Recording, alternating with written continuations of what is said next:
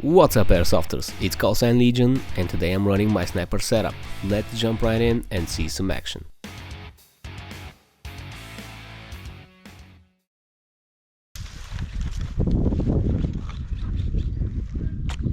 Вкара топче в цилиндъра. Оп! Оу! Изкарай ги. Каза си. Да, но още не. Не може. You probably already saw that no BBs are leaving the battle.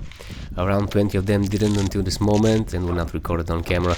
Just wait and see the reason for this in the next minute.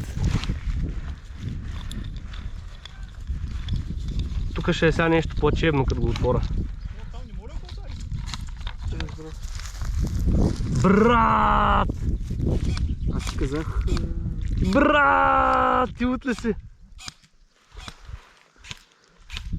Мисля, че тази цев не работи с това запущу. Как да стрелни, брат?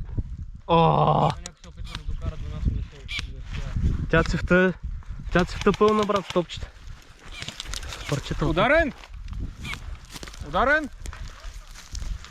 It appeared that my friend was shot from a short distance, so I started to look around some.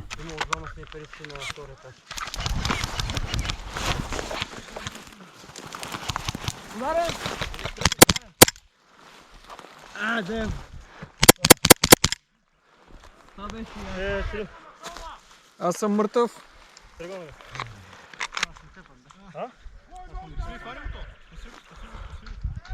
Имаш ли за такова? Брат? Не, ти си умрял. Давам ти пушката. Не, тя стреля сега. The opportunity to prove this was just peeking around the corner or the window. Let's see.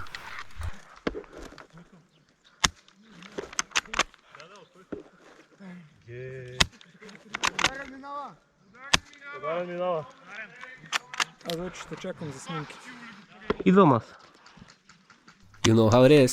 Pick or didn't happen. Get back, you bastard! I'll break your legs! Няма никаква разлика в звука с и без заглушители. Има, виж как много пляс се чува. Ти мисля, че не се чува с... A few moments later. Да, туалетните отдолу нагоре.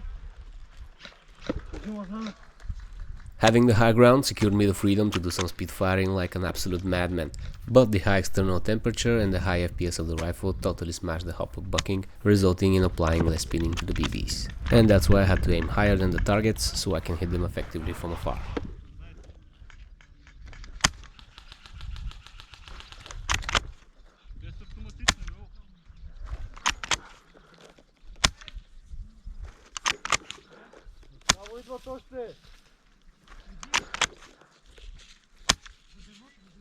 Там съм паркирал, ей!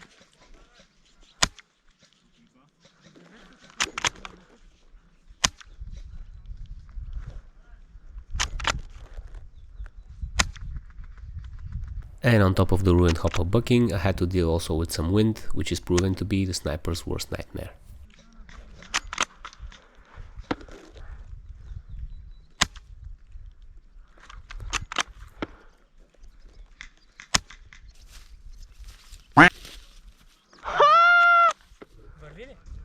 Удари го, да.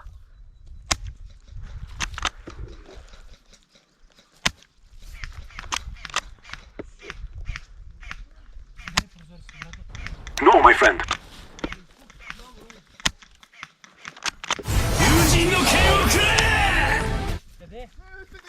Now that's a lot of damage!